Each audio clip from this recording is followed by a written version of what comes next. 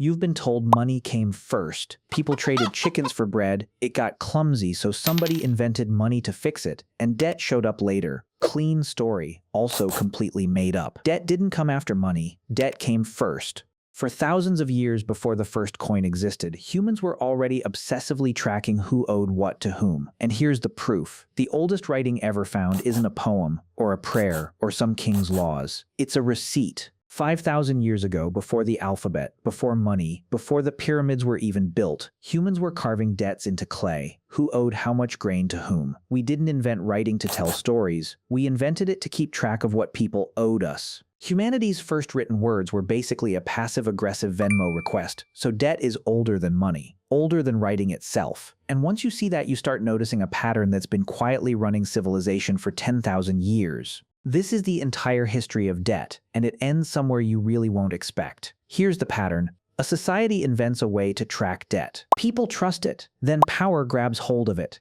quietly bends it, and the debt piles up until nobody can pay. And when that happens, one of two things. Someone wipes the slate clean, or the whole thing collapses.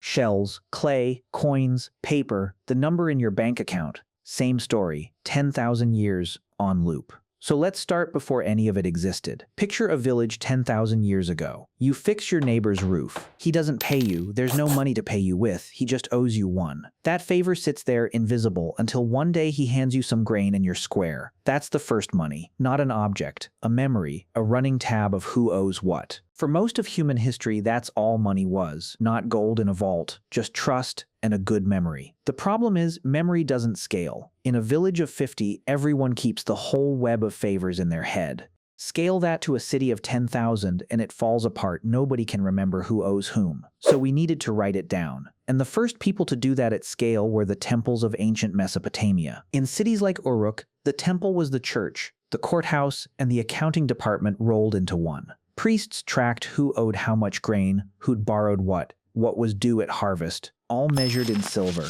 Not because anyone lugged silver around, but because silver was just the scoreboard. Most people never touched the stuff. And this is the part that bends your brain a little. People bought, sold, borrowed, and lent for thousands of years using debts measured in a metal almost none of them ever physically held. Money worked perfectly fine as a pure idea, an entry in a ledger, long before it was ever a coin in someone's hand. The coin came later. The debt was always the real thing. So if everything ran on credit and trust, why did we ever bother making physical money at all? And that's the first time the pattern turns dark. Simple. You don't need coins to trade with your neighbor. You trust your neighbor. You know where he sleeps. But you absolutely need something physical the second you're dealing with a stranger, a soldier far from home, a foreign trader, someone you'll never see again. Coins weren't invented to make the village run smoother. They were invented to deal with people you couldn't trust.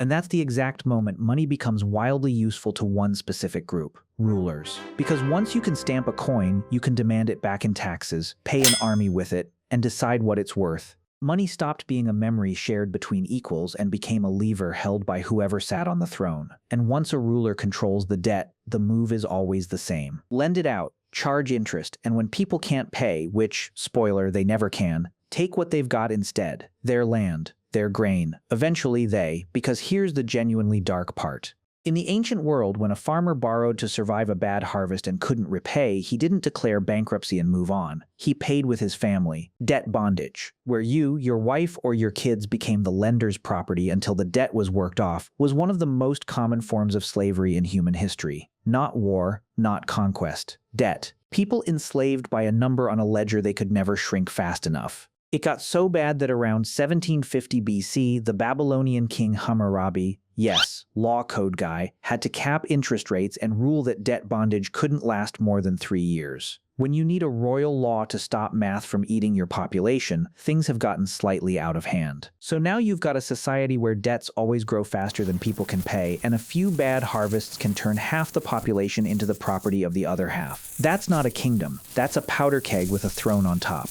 Because a population drowning in debt is a population with nothing left to lose, and that's how kings stop being kings. So the ancient world invented a pressure valve, the clean slate. Every so often, a new ruler would step in and just cancel the debts, delete them. Bond servants went home, seized land, got handed back, and the clay records were literally smashed. It happened in Babylon. It shows up in the Bible as the Jubilee every 50 years.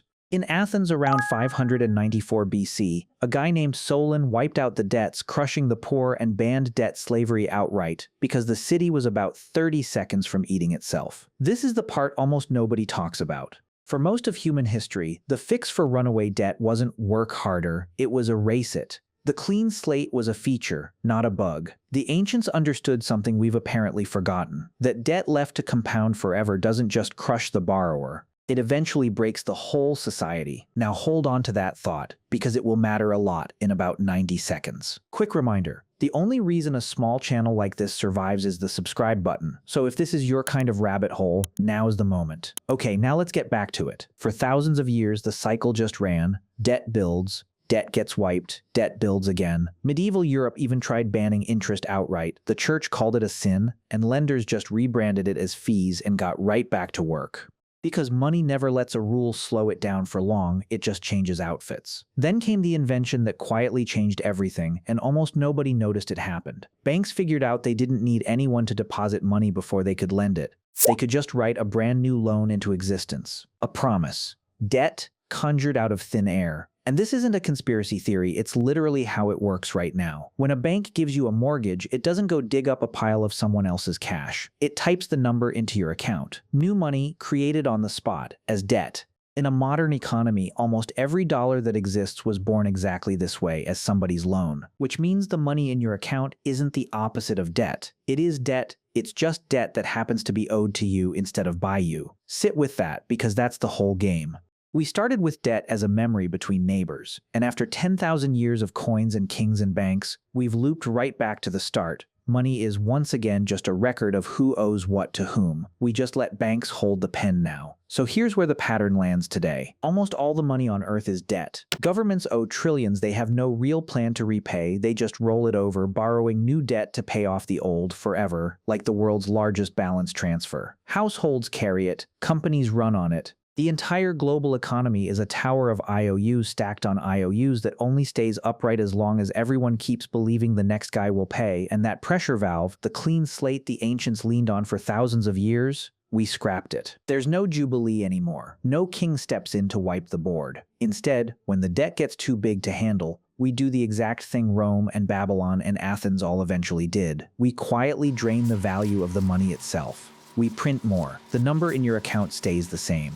It just buys a little less every year. Same ancient trick, now wearing a suit and going by monetary policy. Which leaves us precisely where every society in this story ended up. Debt growing faster than anyone can pay it, and no clean slate in sight. History says that breaks one of two ways. Someone wipes it, or it collapses on its own. For 10,000 years, debt has never once been just numbers on a ledger. It's the quiet machine that decides who works for whom, who owns whom, who rises and who falls. Every king, every priest, every banker in this story understood that. The only people who never seem to figure it out are the ones doing the owing. So the next time you check your bank balance, remember what you're actually looking at. Not money, a promise, a debt, dressed up as a number, in a game that's been running since before we could write. The real question was never how much you have. It's who's keeping the ledger, and whether it's ever going to be you.